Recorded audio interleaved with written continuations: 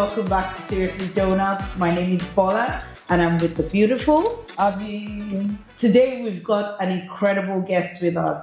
Her name is Oyin. You've probably seen her son or maybe even her. She's sort of kind of like one of those parent celebrities you see on TV. But she's here because of a very beautiful reason.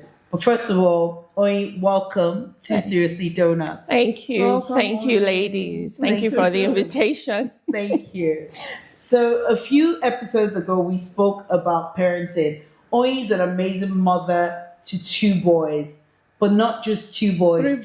Three boys. Yeah. Oh, wow. Like senior boys. in the field. Yeah.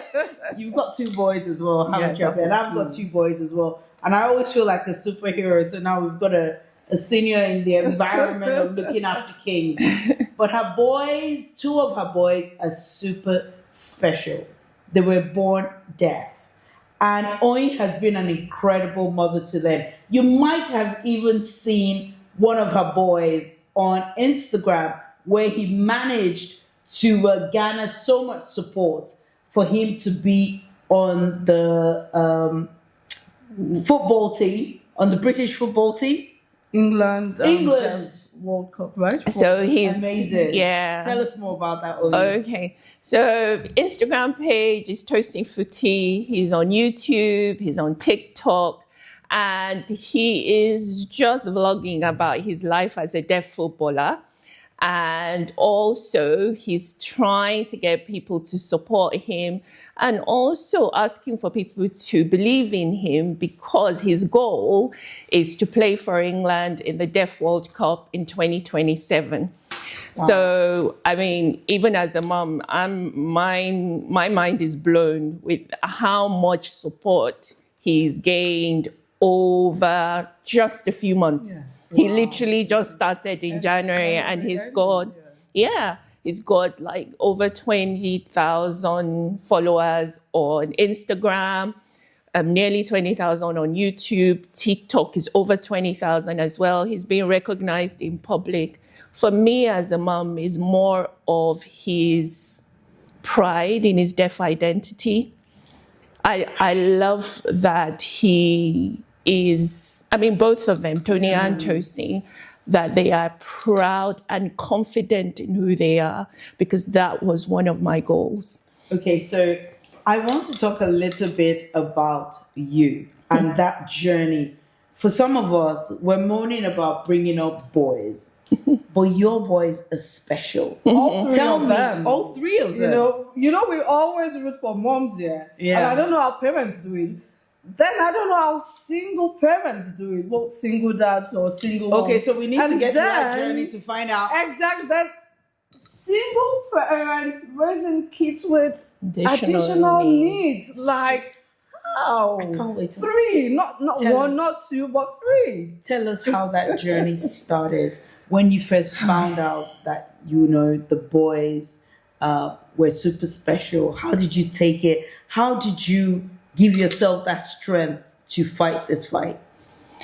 I don't think we have enough time to talk about the entire story, but I will answer your question. I think it's important to start off saying none of this is easy. I'm sat here, I'm smiling, but the journey has been an extremely challenging and difficult journey.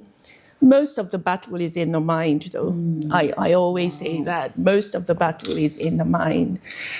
Because you go through a grieving process when you have a child or children, and you have all these hopes and aspirations for them, and then you find out that actually they've got this or they've got that, or the dream is not how you expected it, or the vision is so different, totally radically different from what you had in mind. So you go through a grieving process. And for anyone who's gone through any form of grief, you know that grief isn't linear. You're not going like that. Grief is messy. And life doesn't stop. You can't pause on life and be like, I'm grieving. So whilst you're grieving that the reality, I suppose the loss of the reality that you thought you would have, you're also having to parent. You're also having to raise these children. And for me, I have an older son, so he was about nearly 3 when I had the twins. Even the journey of giving birth to them, the process of childbirth, that was traumatic on its own. You almost lost it. I almost lost my life. Went. The twins, Yes. yes. I thought you were gone, And the and then- thought of it was, and Tony, twin 1, came out nearly blue. Tosi came out blue. He had to be revived. Wow. I was dying. It was just dramatic, so different. And here in the UK? Here in the UK.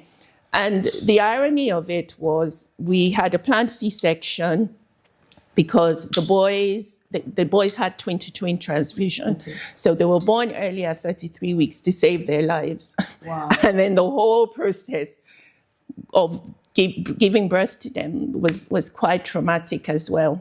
Then came the different diagnoses. Then came having to feel like we were living at Great Ormond Street for the first 2-3 years of their lives. Never in my life did I think that I would step into Great Ormond Street.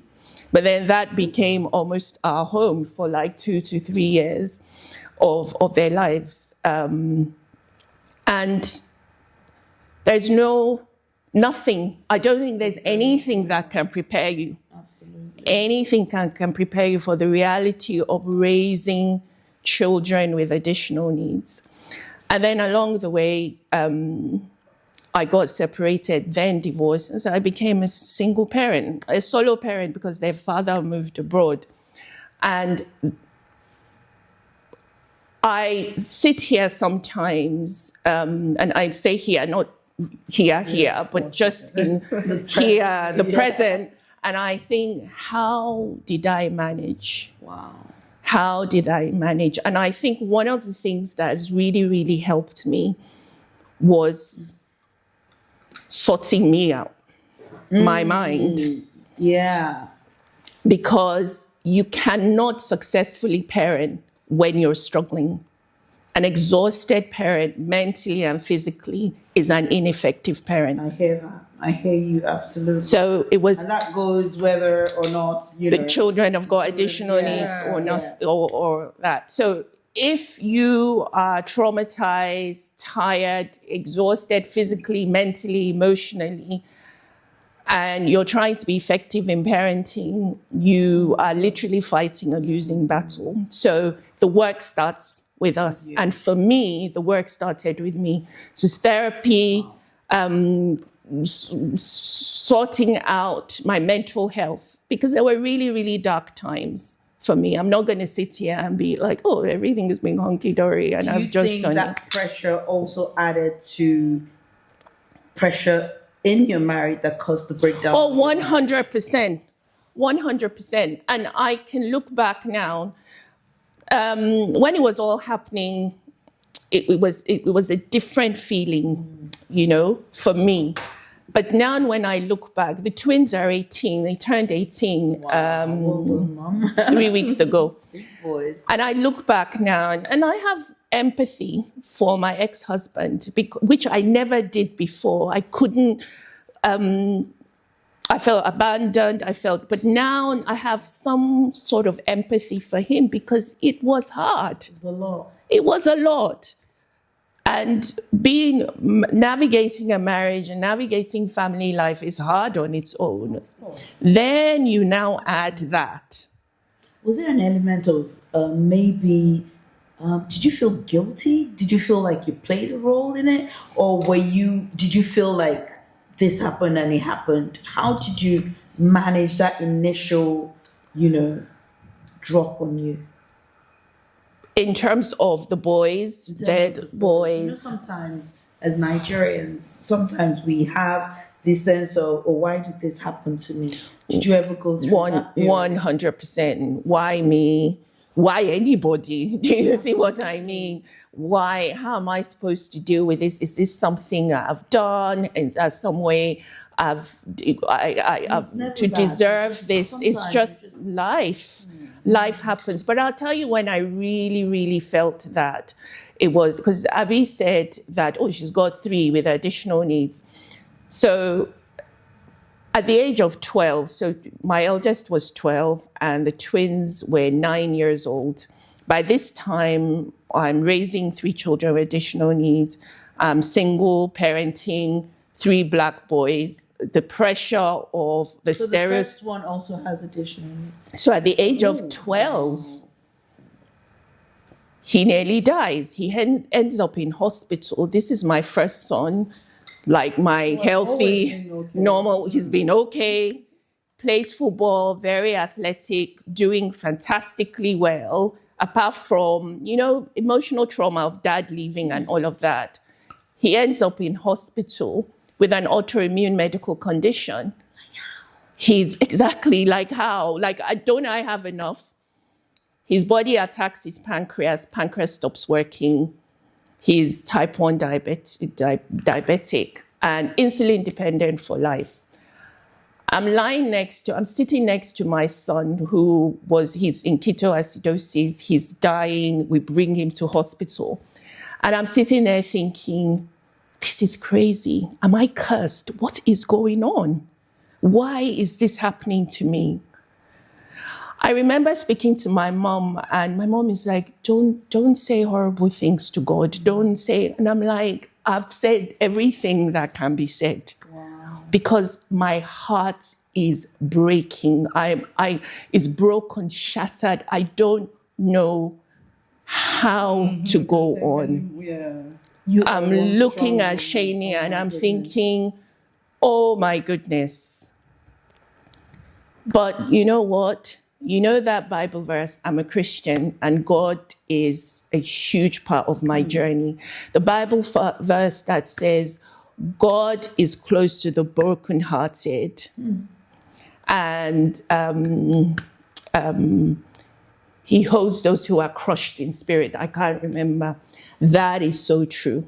Wow. He held that space for me. I didn't feel judgment. I didn't feel like he was going to smite me. I felt love and comfort and reassurance that everything was going to be okay. Only God can do that. I love that. You are one strong woman, one child with special needs. Alone is work. My sister has a special needs daughter, and I know what she goes through. When I call her, she says, call me back. I don't even ask why. I just get off the phone. Because it means that she's doing something. Maybe because her daughter is also a diabetic. So it's a lot. It's a lot. She's constantly checking blood sugar, checking insulin, regulating, and it's tiring. And sometimes I should just be like, I just need to sleep. Yeah. And I just switch off because she's my gist mate. So if you've got 3, you are superwoman. My goodness, how? And then you raise these boys and they're incredible. We see them on Instagram and they just look like really wonderful sound boys. Wonderful boys. When did this parenting thing come? Did you go to parenting school like a lot of people advocate these days? I honestly do. I work in schools and I advocate for that. These boys haven't just changed my life as a parent, they've changed my life as an individual, as a human being. But I realized very quickly that my circle of friends, my immediate circle, family, and all of that couldn't really help me in terms of raising them. They couldn't relate in terms of raising these boys. And so I had to go and seek help. I didn't sit there. I got over myself, my ego, all of those things. And like, how do I successfully raise 3 black boys, 2 with additional needs at the time? And so, yes, I went on parenting courses. I did parenting courses. I went into therapy for myself. I even got a diploma in hypnotherapy because I was really curious about being able to understand, manage, and control my feelings and emotions, because the battle is in the mind. Make the right behavior choices, be a positive role model to my boys. All of these things were my goals, and I knew that I needed the support to be able to do that. It wasn't something, prayer, everything. Prayer plays a fantastic role, but faith without works is dead. And I went looking for how to do the work. And I got tools, I got strategies, and it was not just going on the courses, it was about implementing them in the household, even when it looks like, you aren't getting feedback, the positive feedback that you were looking for as quickly as you would want it. Is staying with it, perseverance, consistency, all of those things. Because as a Black mom of 3 Black boys, and with additional needs, society is like, she's going to fail. There's nothing that she can do. She's going to fail. But I took the necessary step to... I don't give up easily. I took it on as a challenge, and it was like, no, I am going to successfully raise these boys. And it was, if it meant moving, we were living in Kent, moved to Hertfordshire to get the twins into specialist school, getting qualifications myself to help my children with additional needs. So isn't that, with deafness, you have communication issues, learning difficulties. Great Ormond Street at the age of 3, assess them for autism, all sorts of things. One is more on the spectrum than the other, but they're both doing fantastically well. They're both doing fantastically well. Shaney, at the age of 12, being sporty, and living life, and then being diagnosed with type 1 diabetes was hard for him mentally hard for him. And so I had to stand in the gap. Wow. I had to be his therapist. And you can't give what you don't have. Absolutely. And it's evident that there's a lot of energy in there. There's a lot of love. There's a lot of just being grounded. And I totally salute you. Honestly, I'm overwhelmed, like looking at you like, how? But a lot of people say things like, God will never give you something that is bigger than you that you can't handle. But sometimes when you're in the thick of it, people probably say a lot of things that might come across as insensitive. What is the worst, or what are some of the weirdest things that people have said to you? Abi will probably know that I hate that statement of God will never give you. When people used to say it to me, I'm like... And then I'm talking about Job, like, seriously. I look at them, I'm like, please don't say that. When you're going through things that people say it is well, I tend to say it is well when I don't know anything else. Just to say. Like, I don't want to say it's fine. I don't want to say this. I don't want to... So I just be like, okay, it is well. But I know that it is well actually riles people up. I know, it can be quite triggering, because you're thinking, no, it's not. Yeah. It's not well. There's nothing well about this. And the God will not give you more than you can bear. Like, you're thinking, I'm drowning. I can't bear this. So I that doesn't resonate with me. But when you're on the other side, and we're still in the process, the boys and I are still enjoying it. I can't wait to see what more God has in store for us. But when things are becoming more clearer, you realize that actually, maybe God does know me more than I know myself. Because if you ask me, 30 years ago, 20 years ago, I'd be like, no, I'm not going to survive this. I will probably just end my life. I cannot. And I'm being honest, when I speak, I try and be as vulnerable as possible. There's been a battle for my mind. I've had suicidal thoughts. I've had, it's not a case of, oh, no. My cousin and I, my cousin Landy, she watches it, we talk about it, even my friend, or those of us who have children with additional needs, there are certain things we can only say to each other. That if we say it out, you get it. She gets it. She doesn't think you need to be sectioned or because she thinks, it's hard now. But if you say to people that they're thinking this mind is really messed up, but you do get to some really dark places sometimes, because especially for someone like me or my cousin Lande who are on our own, you really get to some really, really low places because there's no one really doing life with you in terms of raising these boys. And that is so hard, or raising these children with additional needs. That is hard. You have to live it to understand it. Your mind cannot comprehend how challenging it is to raise a child with additional needs on your own.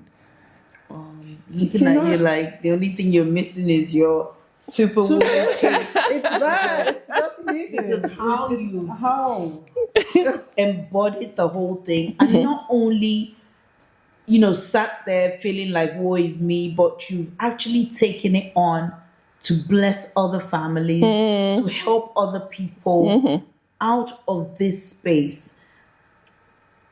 Sometimes it takes me back to what I said before, where I know it's probably insensitive, where I said, sometimes when we go through things, we go through it because God needs you to be that lighthouse. You're like, why me? But He's using you literally as a lighthouse where other people can go, other people can run to. How are you receiving this positioning as a lighthouse for other mothers that need to bring up Black kids especially? Because I know that it's one thing to bring up boys, but Black boys especially. Yeah.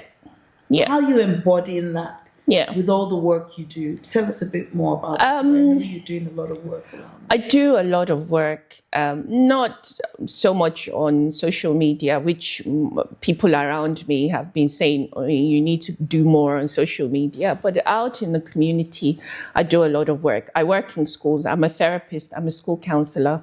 So I work in schools, primary schools, secondary schools, and specialist schools.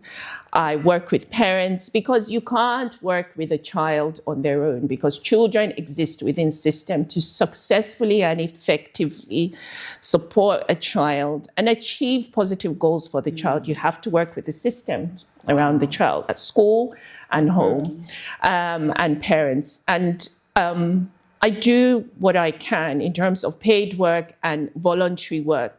I speak, I write, I coach, and I see it as very fulfilling and meaningful work, even though it can be challenging. Because when you work, and I've done this for over 10 years, going up to like 14 years, and when you work closely with parents and carers, you realize how hard it is. A lot of parents and carers do not know what they were getting themselves into, me included, when we chose to have children. When we chose to have children. And so parenting then has to be seen as a skill where you develop. You go for help, you go for support, you seek people who have done it before and are doing it well. You seek professionals who have the knowledge and the skills and possibly the lived experience, and engage positively with them if you want to successfully raise well-rounded, happy children. And that is what I do in my work in schools and in the community. I'm a professional who's got the knowledge, the skills, and the lived experience. And I give back in that way. Abi, I feel like you know her personally, yeah? And is there anything that you want to ask her that is out of what you already know in terms of, because you kind of like a relationship?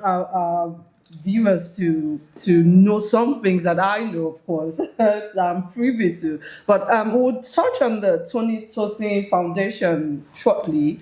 But the video that went viral with Tosin. Yes. He got the attention of a lot of influencers like Don Jazzy. Yeah. Was it Tunde? Not so. A lot of people followed him, and I'm sure a lot of people will be like, "Oh, it's nice, that boy." They just see And then you guys have been on TV before with Yes, Anton Deck. Thank you, Anton Deck. I would like you to tell our viewers a bit of that. But what I want to ask is, they're saying Tosin trying to get into this team, and it's also nice and sexy. Oh, we're cheering him on. Yeah. They don't understand the battle. Yeah. To even get him to play football. Can you just touch on that? So she knows that story. Yeah, thank you so much. Carl Webb, wherever you are, hi. Tom, all the people who have helped, because Tony and Tosin they were interested in football, but understanding the skills of football. Like I said to you, when you think about deafness and supporting a deaf child, there is the communication difficulty, learning difficulties, understanding, processing. There's loads of things that come into that. And just looking at football, because their older brother plays football, they're like, oh yeah, we want to do this. But getting them to play football, getting them to understand football, that was a totally different experience, and it wasn't easy. The first football teams that we joined was a complete disaster. In fact, the first one, all three boys were in tears. My older son was saying to me, Mommy, why are you even trying? They're not going to understand. They're not going to. The boys in the team, children can be cruel sometimes. They didn't understand why Tony and Tosin couldn't understand. And the coach, I was disappointed in the coach because I had spoken to him about the boys, and he said, oh yeah, we're going to help, but he didn't know how, so that's fine. So we tried a few other clubs, didn't work out, and then we found Carl. Carl himself has a child with additional needs, and the twins went into his club. And Tom works for the specialist school, and Tom took them under his wings and taught them football skills, visually, practice. Carl, with his patience and his calm nature, took them into his team. And because Carl is the way Carl is, and he's the football coach, of course, that affects the whole atmosphere around his team and everything. So they found a nice supportive team, and that's how we started. And taking them to different football training, taking them to different football sessions, deaf teams, hearing teams, has been, taking a lot of my time, my energy, my money. It didn't just happen. It didn't just happen. A lot has gone into it. I have great respect for football moms, moms. I was never one of those moms that drives everywhere boom, boom, boom. I'm one of those ones that said, Jesus, take the wheel. Yeah. Oh no, it's hard work. Honestly, it's hard work. Like going from one game to one play, that in itself is work. Honestly, congratulations. Thank you. Your achievements with the boys. And congratulations with the foundation, the work you're doing. Yes. You exemplify what the strength of a woman is. Thank you. A woman plus. Because honestly, and then you're doing it all by yourself. Amazing. Yeah. Honestly, ovations to you. But wow, what do you do to make you laugh? When all of this, her sense of humor, she's like a comedian. So. Because sometimes all of this might feel a bit serious, right? Yes. You're checking times, you're checking this, you're checking. Yeah. Everything is very medical. Everything is very, methodical. Yeah. What do you do to just be like, it was a good day, ha ha ha? I've had to learn that. I'm going to be honest, because when you're under an enormous amount of stress, your nervous system is just in fight, flight mode all the time. You're in that mode all the time. Fight, flight, freeze, fight, flight, freeze. And that is exhausting. I don't know if you guys have ever read the book, The Body Keeps the Score. Your body is just battered by it. And so All the cortisol, all of that. Oh. And so one of the things I've had to be intentional about is self-care, not see it as a luxury. Because I lost myself. I went into full-on mommy mode and just lost the sense of who I am. And a big part of that was having fun, like Abi said, the sense of humor, being able to have a laugh, do stuff like that. You just use it, and I isolated myself from people. And this is where girlfriends come in. I mean, shout out to all my girlfriends. Shout out to you guys. People who do not let you disappear. People who call you and say, Oyin, don't be a stranger. People who will be like, I don't want to, I'm like, are you going to come to this thing? Oh, yeah, I'm coming. Have you bought your ticket? No, I bought your ticket, so you're coming. Those type of people. I mean, this is where they come in. My sisters, my brother, my family, my mom, where people are just, they fight you because you're like, no, you're doing this mom thing amazingly well, but you're not going to lose yourself. You're going to be alive and well to see the boys doing well. And they brought me back to that place where Oyin started to come out again. And I now started to realize that, okay, this is what I like. This is what calms me. This is what relaxes me. This is what makes me laugh. This is, finding you again. And just finding me again. And I do a lot of that now. I love traveling. I love hanging out with my friends. I love hanging out with my family.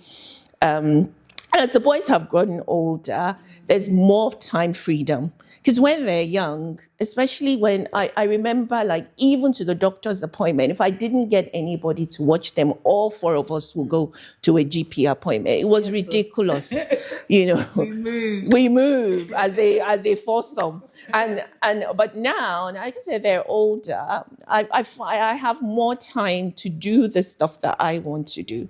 Amazing. So Abi mentioned that you had Don Jazzy and Tunde not followed. Thank you, Don Jazzy and Tunde not. But tell me about Tosin's excitement when he found out that these people were following and his appeal on Instagram was actually being followed. Handle all of the attention on Tosin, right? I didn't even know about Today Not. I need to check that. But Don Jazzy, Idris, Omojua, there were a few people that really took it on board. And my cousin Lande, I have to say, my cousin Lande was the one who spread the word, and all these people got wind of it. Lande. Thank you so much. She's their twins auntie.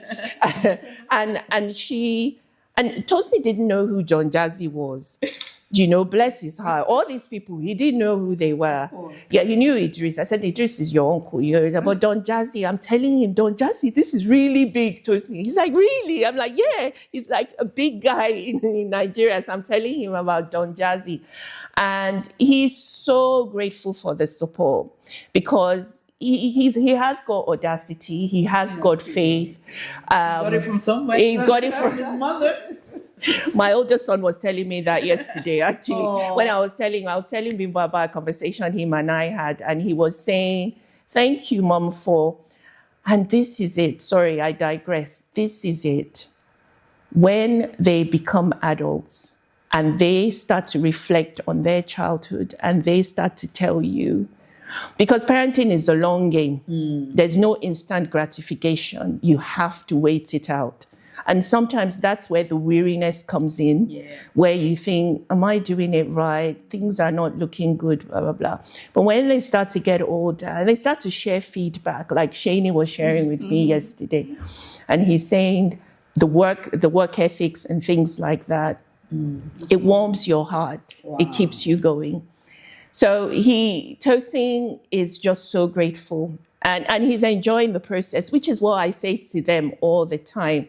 It's good to have a goal, but enjoy the process. Yeah. Because that is life, you know, that is life. Tony is very different from Tosin. He's not, they're identical twins, they're very similar, but as they're getting older, they're settling into their own personalities and who they are and what they want out of stuff. And shout out to Tony, because at first, I don't think he even got what Tosin was doing. But he is so supportive of his brother. That's amazing. He's so supportive of him.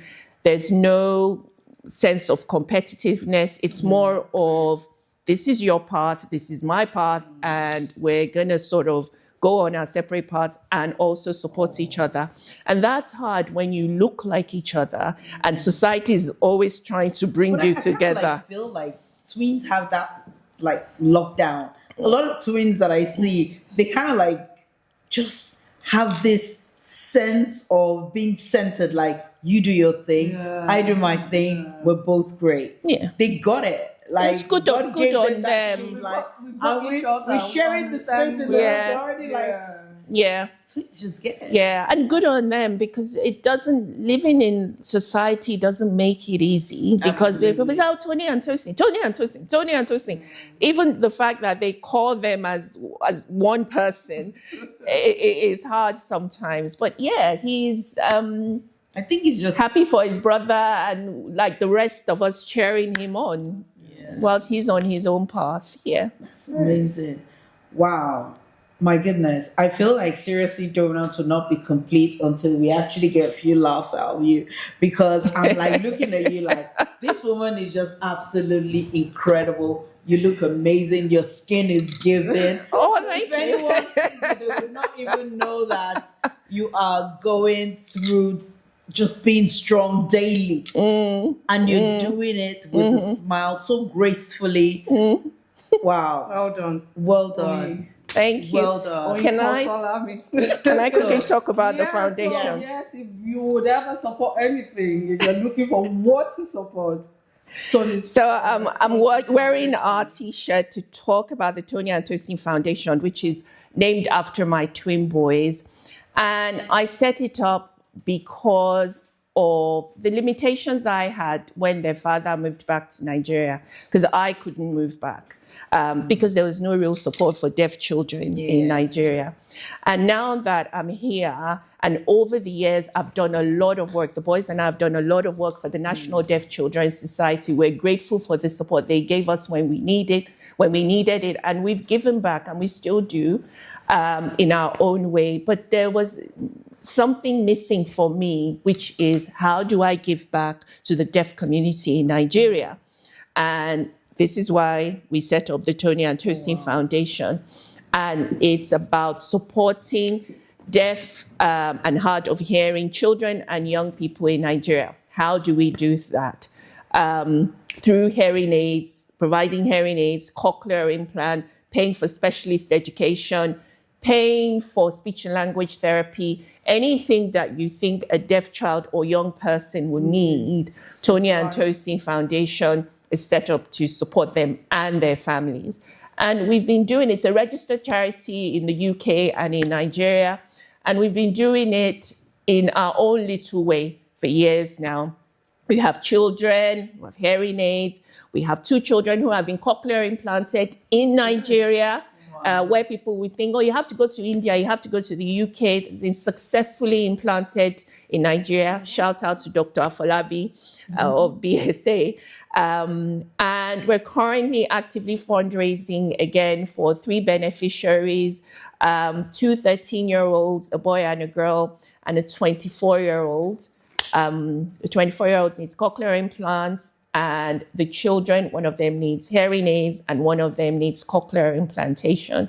So your support will be greatly appreciated. So what would that support, or what should it look like? Is it mainly monetary terms or? Mainly monetary terms at the moment. We're hoping that the charity will grow, because as you can imagine, it's me and I've got my trustees, my family, but all of us are trying to juggle it alongside very, very busy lives.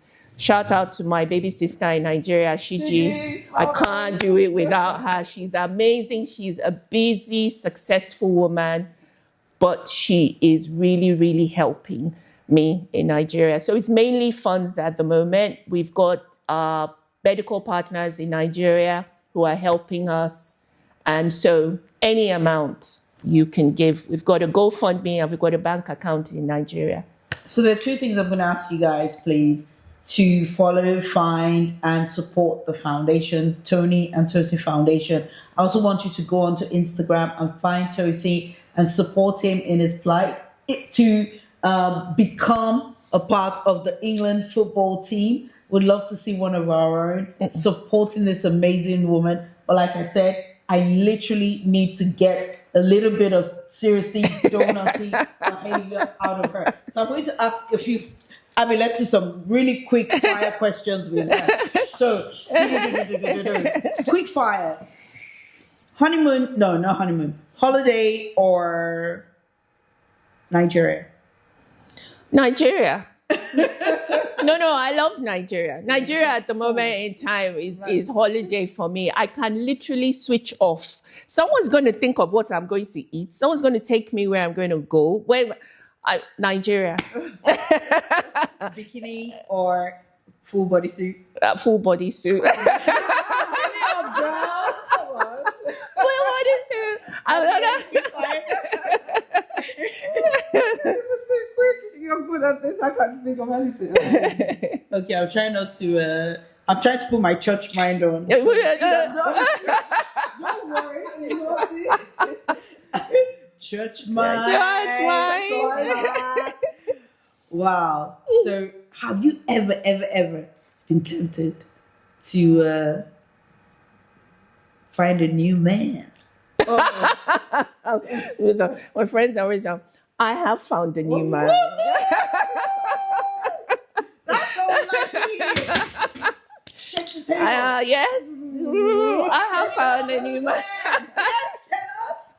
And he's a lovely man. He drove me here this morning. He's a lovely man. It's taking a while, but taking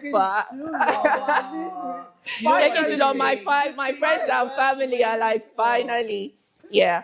So yes, a good man, lovely, and yeah. Watch this space.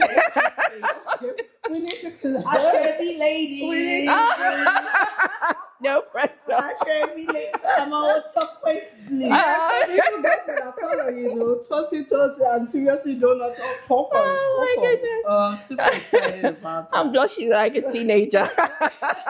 You deserve it. You need to feel like a teenager. Good man. So he brought you to the studio today. Yes, he brought me to the studio today. And he was saying to me in the car, did you take your books? And I'm like, no. Sometimes I forget that I've written a booklet on intentional parenting and raising a strong-willed child.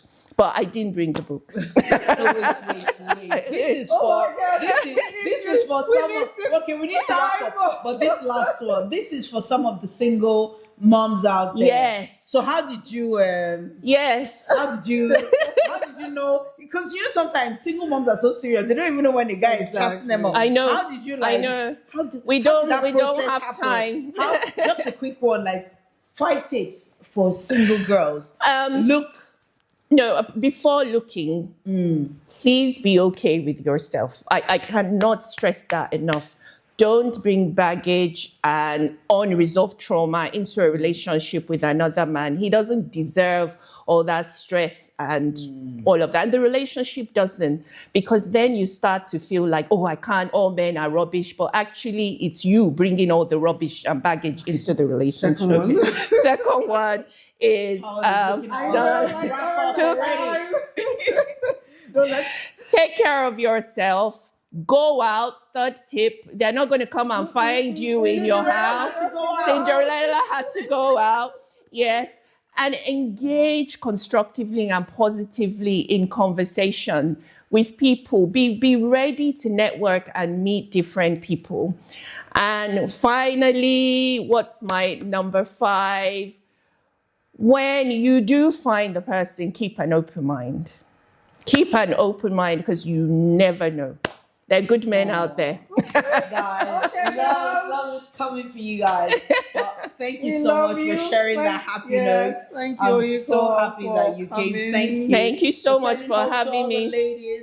Thank you for watching this episode of Seriously Doughnuts. Thank It's been you. Bola and the amazing. Abi. Thank you so much. See you guys soon. Ciao, ciao. Bye. Bye. Thank Go get you. some love.